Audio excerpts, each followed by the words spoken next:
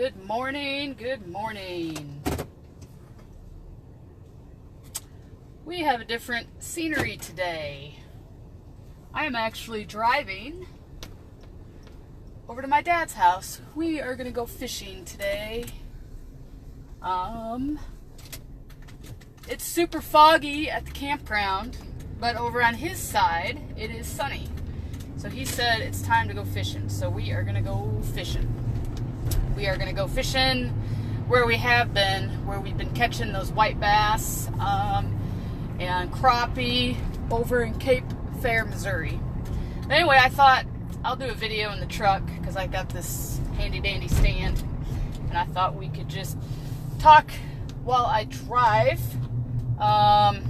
So I've been getting a lot of questions and messages about, well, tell me how to eat, tell me what I need to do. And I know that I've been breaking everything down into pieces of videos, and that's why I've put everything on a YouTube channel. So if you've just found this, or you're confused on what we do and what we're doing, we are doing a program, a weight loss fat program, where we use food as medicine. But a lot of the times, you know, people say I eat healthy, but I still gain weight. Well, the reason you are gaining weight and fat is the food that the food industry has deemed healthy. They've put additives and preservatives into your food.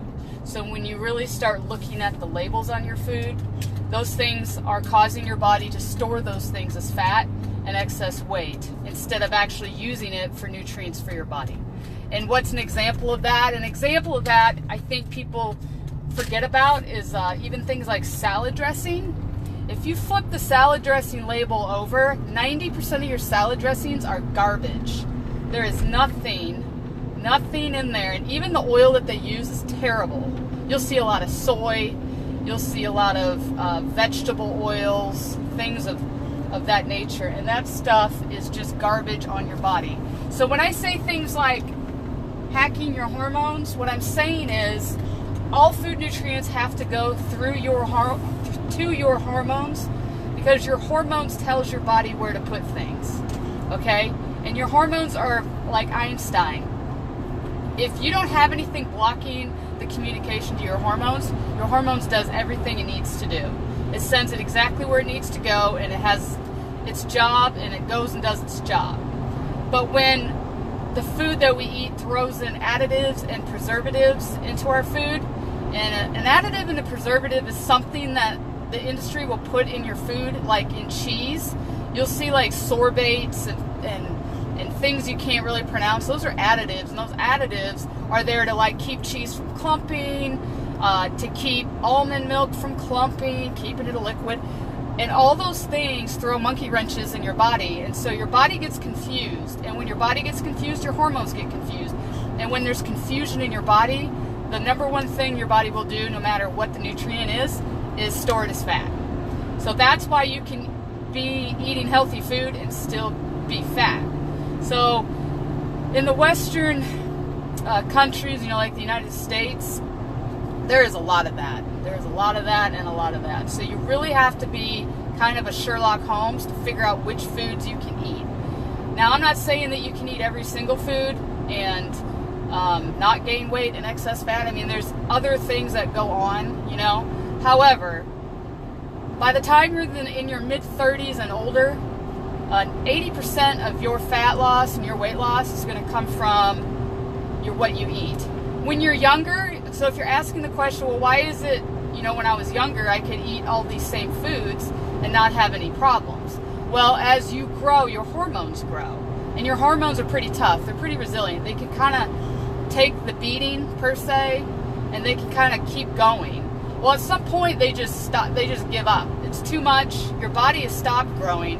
So when your body stops growing, like in your early 20s, your body kind of goes in a maintenance mode, and you're just maintaining, you know what I mean? And then as you get older, you know, your body's really kind of fighting that. It's becoming more and more sensitive to all those things. That's why you'll see looser skin. That's why you'll see muscle tone go away. But you can get it back, and it doesn't matter how old you are. You can absolutely get it back, and you can absolutely reverse the aging process using food is medicine. So I teach you how to use food as medicine to start healing your body from things like type 2 diabetes, high cholesterol, high blood pressure, and it's true. You know what I mean? You can do this. People have done it, and they do it, and they don't need a bunch of powder detoxes and different protein shakes to make the difference. You can do it using real food. Now, I'm not anti-shake proteins, but you have to pay attention to the labels, because there is just as much as additives and preservatives in those pre-made powders and shakes as there are in your regular food. So it's really kind of hacking your food labels and trying to figure out all that is. So that being said, the number one thing that I'm going to tell you is you've got to make a big change. And your big change is you have to change your oil, you have to change your salt, and you have to drink more water, and you have to do timed eating, which is what we call intermittent fasting. You have got to give your body a rest. In our culture, our bodies don't rest. We are constantly pumping it full of food. It never gets a chance to take what you've given it and put it where it needs to go, and you overload your body. And that's another reason why you can get excess fat and excess weight gain. You know, that unexplained weight gain. So when you don't give your body rest, it starts just storing everything as fat. So that's some of the reasons there of why you may be experiencing some weight issues. Your hormones are just so overloaded and confused. They never get a break, and they're not even being given the right nutrients. So when I say change your oil, we say throw out your vegetable oil. We say throw out your canola oil. Those are basically poison to your body. All restaurants use it. People buy it because it's cheap. They think because it's made from a vegetable that it's okay, and it's not, because what you don't know about the vegetable is that it is genetically modified, and anything genetically modified is automatically, right off the bat, an additive and a preservative in your body. It's automatically going to send your body into a tizzy, and you will be storing things as fat and weight gain. All right, changing your salt. Everybody freaks out because they say, I don't get enough iodine in my diet, that's why I have to use iodized salt. No, you don't. That iodine they put in there is a synthetic. It's not even real. It's not even natural. You get plenty of iodine from your dairy products, your yogurt, your eggs, milk. Don't worry about it.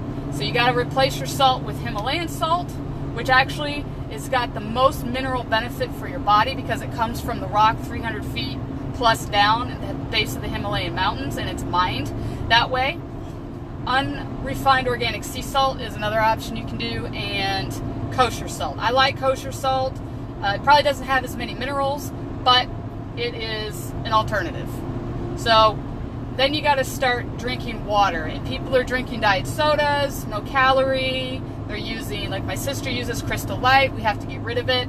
Monster drinks, gone. All of these things, because they'll say things like they have 0 calories or 0 fat and whatnot, but then you start flipping over the label and every single chemical that they have in there, and they say, oh, but your body needs this and your body makes it anyway. Well, that's great, but what they're putting into it is a synthetic made in a lab, so it doesn't work. Hi, Jennifer.